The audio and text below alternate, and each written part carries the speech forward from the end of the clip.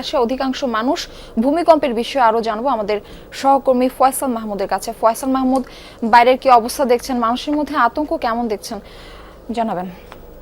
Murphy, এখন পর্যন্ত যদি বলি আসলে বিগত কয়েক বছরের মধ্যে এত বড় বা এত ভয়ঙ্কর ভূকম্পন কিন্তু এর আগে ঢাকাবাসী, বিশেষ করে ঢাকাবাসী বা দেশবাসী দেখেছে বলে মনে হয় না।